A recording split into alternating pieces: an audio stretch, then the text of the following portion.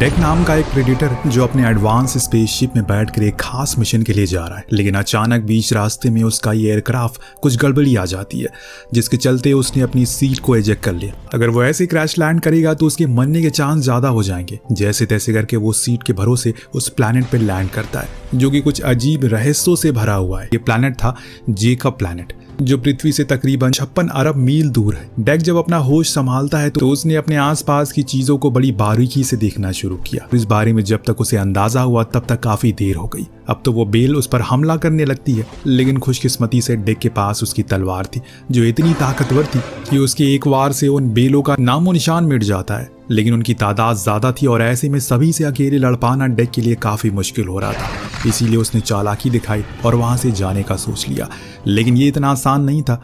वो बेल उसका पीछा नहीं छोड़ रही थी, जैसे मानो किसी पुरानी दुश्मनी का बदला ले रही हूँ, और इस वजह से उसने एक ऊंची सी जगह पर जाकर खुद को सुरक्षित किया। लड़ाई में उसे थोड़ी बहुत चोटी भी आई। वो आगे बढ़ा तो उसे सामने एक खुला खेत नजर आया। वहां कुछ ऐसा फल उग रहा था जिसमें ढेरों कांटे लगे थे। जैसे कोई आवाज होती है या फिर किसी प्रकार की कोई हलचल होती है, वो फल फूलना शुरू हो जाते हैं और उसमें लगे कांटे चारों तरफ फैल जाते हैं। इस चीज को डेक काफी जल्दी समझ गया, इसीलिए वो धीरे धीरे करके आगे बढ़ता और इतने में अचानक उसे एक इंसानी आवाज सुनाई दी।